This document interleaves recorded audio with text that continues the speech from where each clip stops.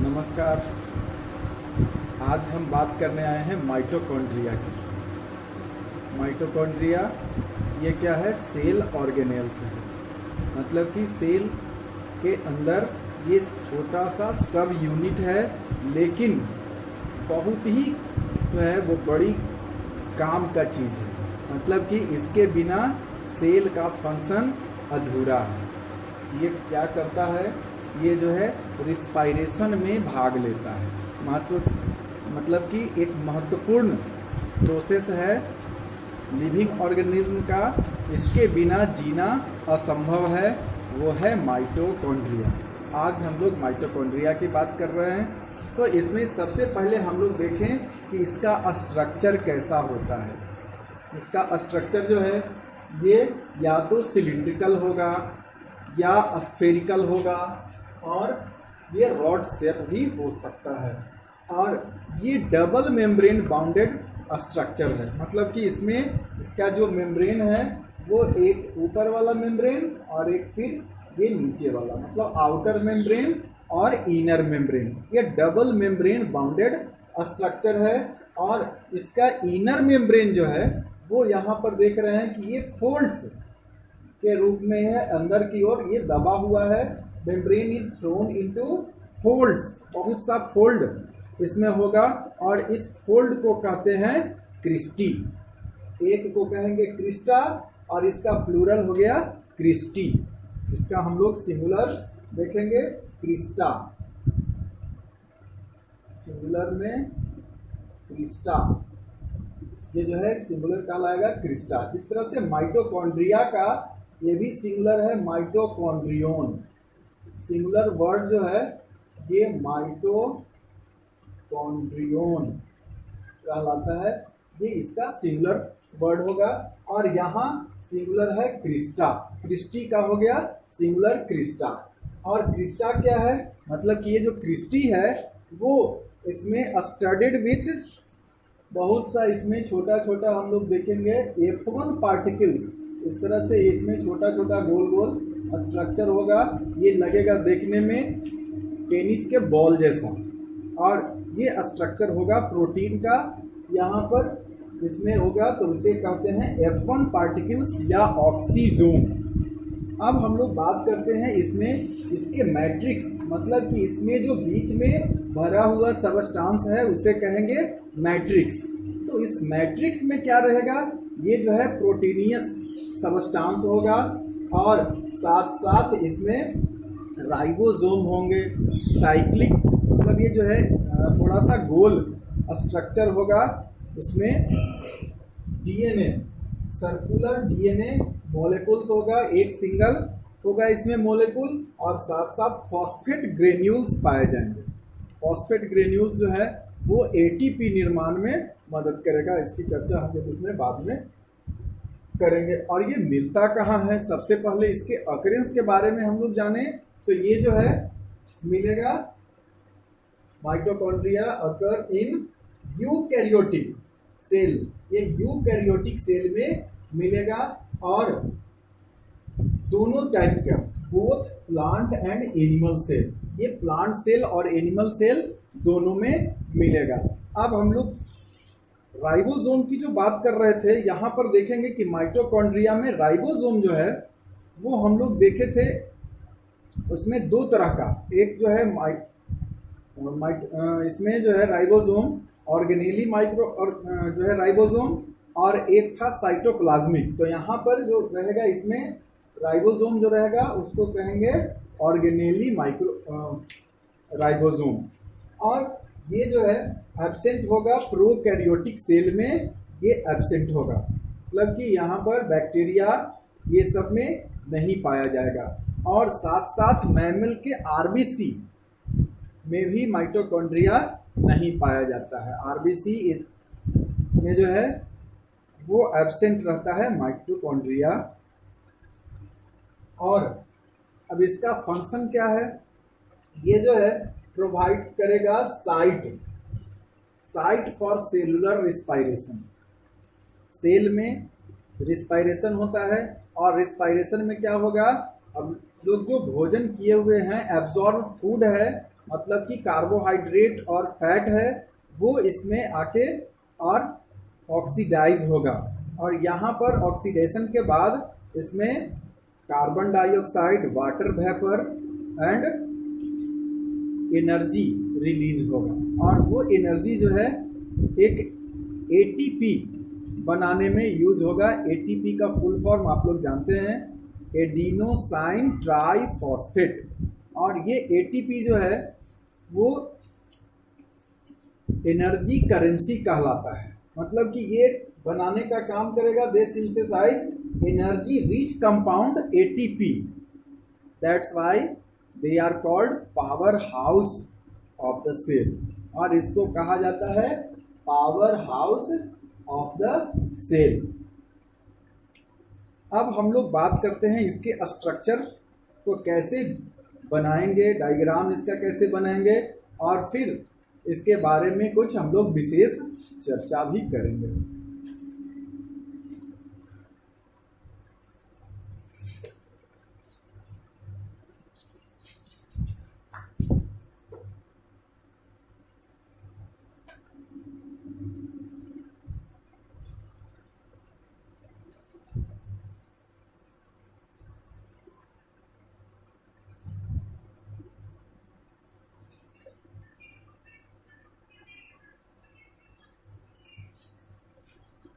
बहुत आसान है इसका स्ट्रक्चर बनाना।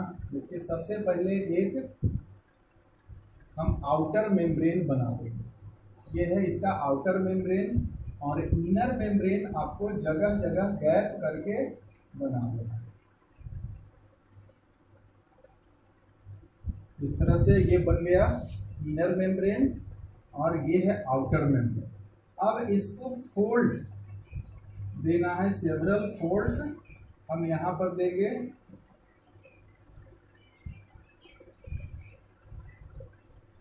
इस तरह से इसका फोल्ड बन जाएगा।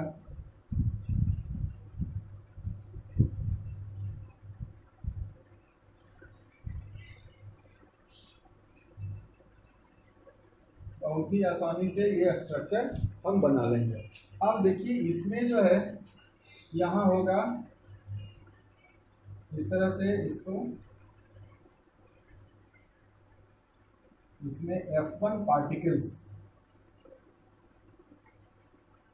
ये बना देना है, F1 पार्टिकल्स, और जगह जगह इसमें राइबोसोम होगा, फॉस्फेट का मॉलिक्यूल्स होगा, और एक इसमें कहीं भी हम दे देंगे DNA का रिंग।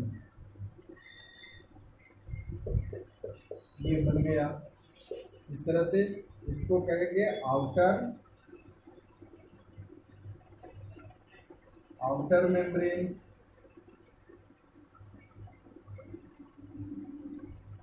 इनर मेम्ब्रेन, और ये जो फोल्ड है इसको कहेंगे क्रिस्टी।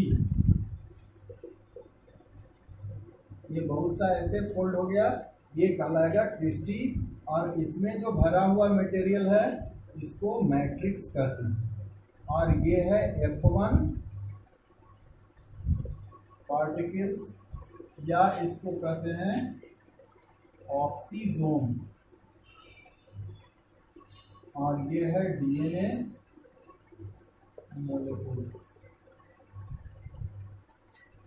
और यहाँ पर हम देखेंगे ये है राइबोसोम।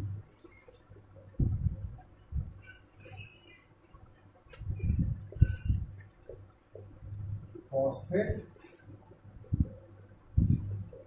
मॉलिक्यूल्स होगा इसका। तो इस तरह से ये बन गया इसका एक बहुत ही आसान सा स्ट्रक्चर बनाना, बहुत ही आसान है। और हम लोग देखेंगे इसका जो है फंक्शन, ये कैसे काम करेगा। इसका जो आउटर मेम्ब्रेन है वो हाईली पोरस होता है, मतलब कि ये जो है इसमें छोटा ये प्रोटीन, बीच बीच में लिपिड का ये जो है लिपिड और प्रोटीन का ये लेयर है 60-40 के रेशियो में इसमें होता है लिपिड और प्रोटीन। इसके अलावा एक खास तरह का प्रोटीन जो है उसको कहते हैं पोरीन, इसमें रहेगा पोरीन। वो प्रोटीन है खास तरह का, ये जो है इसमें हाईली पोरस बनाने का काम करेगा, मतलब कि इसका जो आउटर मेम्ब्रेन है वो पोरस होता है due to porin which makes ये जो है them to permeable to a number of solute and metabolic chemicals के लिए ये जो है यहाँ पर बीच बीच में हाईली पोरस होगा। इसका जो स्ट्रक्चर है यहाँ पर ये पोर मतलब इसमें जो है छोटा छोटा छिद्र होंगे और ये सब जो है इसको मोलेकुल्स को अंदर ले जाने में मदद करेगा। और ये जो है हम लोग थोड़ा सा इसके बाद देखें कि ये जो है सिंथेसाइजेशन में भी ये मदद करता है क्लोरोफिल का ये सब का। तो सबसे पहले हम लोग देखेंगे कि इसमें ये जो है रिस्पायरेशन कैसे होगा।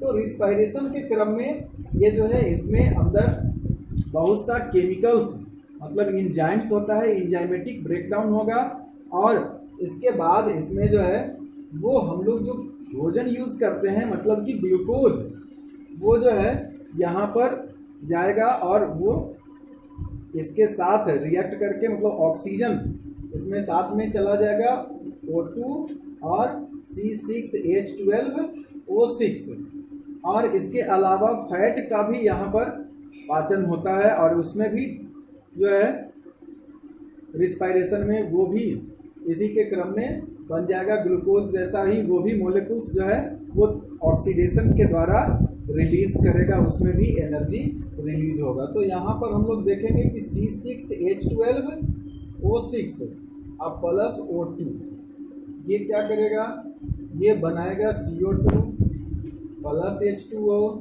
और प्लस एनर्जी, ये देने का काम करेगा यहाँ पर एनर्जी। और इसमें जो है यहाँ इसमें लगा हुआ रहेगा बहुत सा एंजाइम्स, ये सब जो है वो काम करेगा और इसको ब्रेक डाउन करने में मदद करेगा।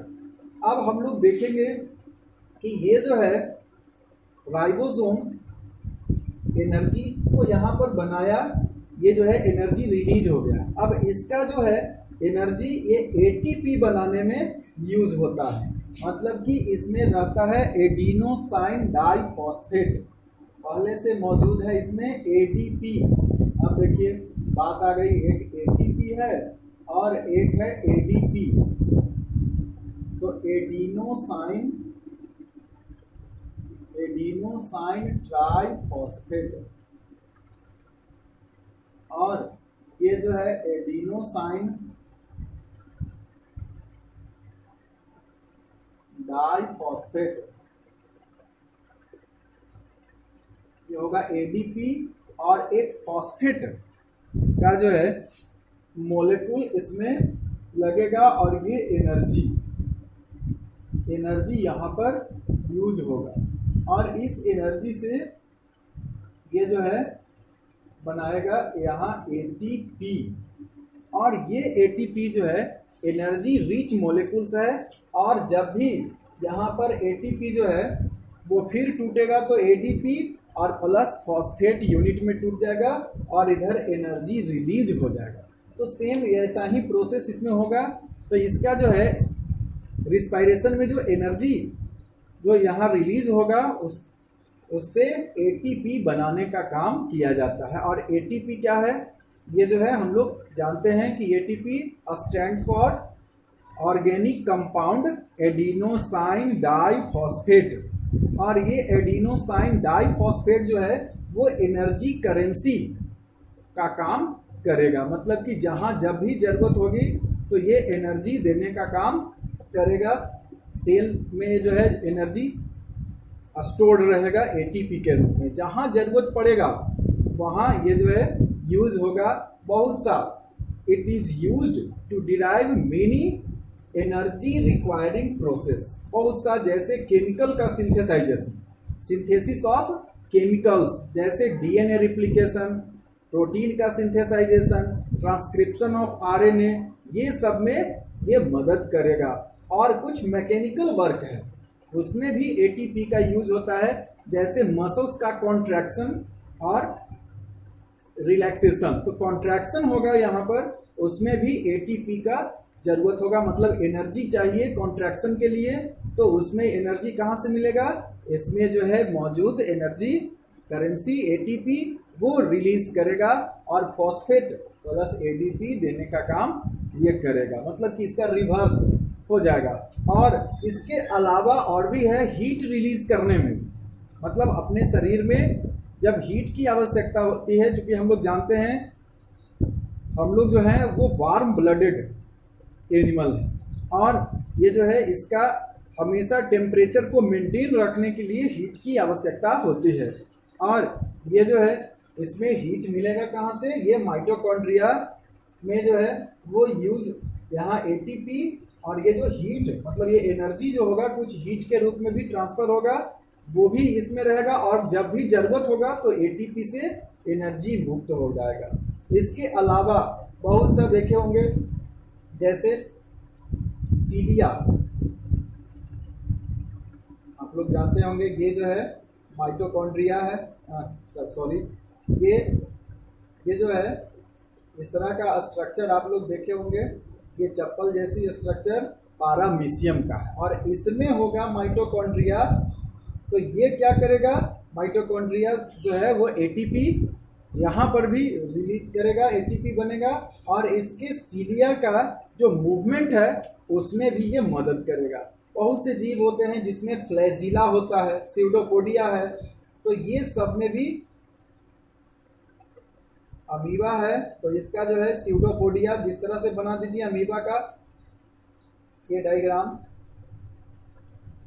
तो इसके स्यूडोपोडिया का भी इधर से उधर करने में ये मदद करेगा। फिर उसके अलावा यहाँ फ्लैजिला, इस तरह से फ्लैजिला होगा तो इसका भी मूवमेंट ये जो है ये करने का काम करेगा, एटीपी द्वारा रिलीज होगा एनर्जी उसमें। और इसके अलावा भी नर्व का जो इम्पल्स होता है उसको भी कंडक्ट करने के लिए एनर्जी की आवश्यकता होती है, उसमें भी एटीपी यूज होगा। और इसके अलावा बहुत से जीव हैं जो इलेक्ट्रिसिटी प्रोड्यूस करता है, जैसे इलेक्ट्रिक ईल, तो इलेक्ट्रिक ईल में जो है वो इलेक्ट्रिक सेल होता है और वहाँ पर इलेक्ट्रिसिटी प्रोड्यूस करने का वो काम करेगा, मतलब और कुछ में प्रोडक्शन ऑफ हीट भी।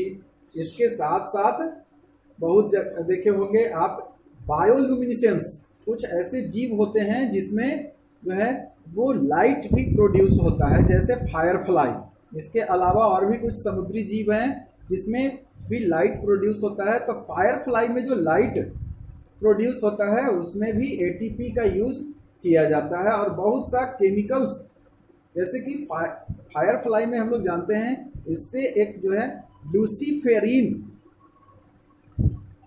केमिकल्स का सेक्रेशन होता है, उसका नाम है लूसीफेरिन, और वो जो है ऑक्सीजन के संपर्क में आने पर लूसीफेरस ऑक्साइड में कन्वर्ट हो जाता है, जिसके कारण उसमें ये जो है लाइट प्रोड्यूस होता है। तो इस तरह से हम लोग देखेंगे कि ये जो है माइटोकॉन्ड्रिया द्वारा बनाया गया एटीपी यूज किया जाता है। तो चूंकि ये एनर्जी करेंसी बनाने का काम करता है, ये जो है वो एनर्जी कैरियर का बनाने का काम करता है, वो क्या है एटीपी। इसके कारण ही इसे कहते हैं power house of the cell. अब हम लोग देखें कि इसके बारे में कुछ और तथ्य हम लोग जानें कि कुछ साइंटिस्ट जो हैं वो ये भी बिलीव करते हैं, ऐसा विश्वास करते हैं कि माइटोकॉन्ड्रिया और क्लोरोप्लास्ट ये दोनों में पाया जाता है राइबोसोम्स और इसमें डीएनए मॉलिक्यूल्स पाया जाता है। तो ये डीएनए मॉलिक्यूल और राइबोसोम तो ऐसा माना जाता है कि ये जो है कुछ इंट्रासेल्युलर पैरासाइट, मतलब वो बैक्टीरिया था जो आके हमारे सेल में मौजूद हो गया, आके वो रहने लगा और वो जो है धीरे धीरे यहाँ पर वो सिम्बायोन्ट्स हो गया, मतलब कि वो सिम्बायोसिस दोनों को जो है वो म्यूचुअल बेनिफिट देने का काम करने लगा। वो कहा कि भैया हम आपको एनर्जी देंगे और आप बदले में हमें रहने दीजिए, क्योंकि उसका अपना डीएनए मॉलिक्यूल है और वो जो है बैक्टीरिया जैसा ही इसका जो है वो स्ट्रक्चर ये सब भी कुछ लगता है देखने में बैक्टीरिया जैसा। तो इसे माना जाता है कि वो जो है पहले इंट्रासेल्युलर पैरासाइट होगा और वो जो है फिर बाद में धीरे धीरे मॉडिफाई हो गया और ये जो है सिम्बायोंट बन गया। मतलब कि ये साथ साथ सेल में रहने लगा और ये फायदा पहुंचाने लगा। क्लोरोप्लास्ट जो है वो कहने लगा कि भैया हम फोटोसिंथेसिस करेंगे और आपको भोजन बना के देंगे। सेल भी सोचा कि चलो जाने दो, इसे रहने दो, फायदा होगा। और बात ऐसी है कि ये जो है ये दोनों मतलब कि माइटोकॉन्ड्रिया और क्लोरोप्लास्ट, हम बाद में फिर उसे भी देखेंगे, तो ये दोनों जो है वो सेल्फ रेप्लिकेट करने का काम करता है। मतलब अपने आप वो नया प्रोड्यूस करने का काम करता है। इसे सेमी ऑटोनोमस भी कहते हैं। सेमी ऑटोनोमस कहने का मतलब कि ये जो है वो इस तरह से जैसे बाइनरी फिजन होता है बैक्टीरिया में, तो हम लोग पढ़े थे binary fission, multiple fission 8th class में पढ़े थे। तो वैसे ही इसमें भी जो है वो बाइनरी फिजन द्वारा ये माइटोकॉन्ड्रिया जो है वो नया माइटोकॉन्ड्रिया बना लेगा। मतलब प्री एग्जिस्टिंग माइटोकॉन्ड्रिया से नया माइटोकॉन्ड्रिया बन जाता है। और ये जो है बैक्टीरिया में जैसे होगा वैसे ही ये करने का काम करता है, इसलिए इसको सेमी ऑटोनोमस भी कहा जाता है। अब ये जो है राइबोसोम, इसमें जो रहेगा वो कुछ ये जो है माइटोकॉन्ड्रियल एंजाइम बनाने का काम करेगा। और जैसे एटीपीएज, मतलब ये जो है एटीपी बनाने के लिए इसमें चाहिए एटीपीएज एंजाइम्स की आवश्यकता होती है। तो ये जो है एटीपी बनाने के लिए यहाँ पर एटीपीएज, एटीपी और एज एंजाइम्स बनाने का काम इसमें राइबोसोम करेगा। इसमें अपना राइबोसोम इसका है, यहाँ पर देखें डीएनए अपना है। तो ये जो है अपना सेमी ऑटोनोमस फैक्ट्री इसका खुद का है और ये जो है अपने जैसा माइटोकॉन्ड्रिया और बढ़ाएगा। जितना जरूरत होगा उतना इसमें माइटोकॉन्ड्रिया बनते चला जाएगा। ये जो है वो 2 से 2000 20,000 तक माइटोकॉन्ड्रिया हो सकता है। ऐसा माना जाता है कि ये जो है अमीबा में लगभग 20,000 माइटोकॉन्ड्रिया पाया जाता है। अब बात हम लोग करें कुछ माइटोकॉन्ड्रिया जो है इसका कुछ और भी फंक्शन, एक्स्ट्रा फंक्शन के बारे में जानेंगे। तो ये जो है they help in synthesization of chlorophyll, they can store and release calcium. ये कैल्शियम को स्टोर कर सकता है और जरूरत पड़ने पर उसे रिलीज भी करेगा। और ये जो है स्पेशलाइज टू प्रोड्यूस हीट, ये हीट को प्रोड्यूस करने के लिए स्पेशलाइज्ड है। जब जरूरत पड़ेगा तो हीट प्रोड्यूस करेगा। फिर माइटोकॉन्ड्रिया जो है ये इसमें लीक, जहां जरूरत होगा वहां पर ये जो है एटीपी बनाने के क्रम में, और जहां पर जरूरत होगा तो हीट देने का काम ये करेगा। और इसमें एनर्जी जनरेट भी होता है। और कहाँ एनर्जी होगा इसमें, हीट एनर्जी कहाँ जनरेट होगा, ये ऑक्सीडेशन ऑफ फूड में, जहाँ पर ये जो है पहले भी बता चुके, जब ऑक्सीडेशन होगा तो यहाँ एनर्जी होगा। तो ये जो है कुछ एनर्जी का उपयोग किया जाता है एटीपी बनाने में और फिर कुछ एनर्जी जो है वो हीट के रूप में बाहर निकल जाता है। तो इस तरह से करके माइटोकॉन्ड्रिया जो है वो एक महत्वपूर्ण ऑर्गेनेल्स है। ये सेल के लिए बहुत ही जरूरी ऑर्गेनेल्स है। अब हम लोग नेक्स्ट देखेंगे। तब तक के लिए धन्यवाद।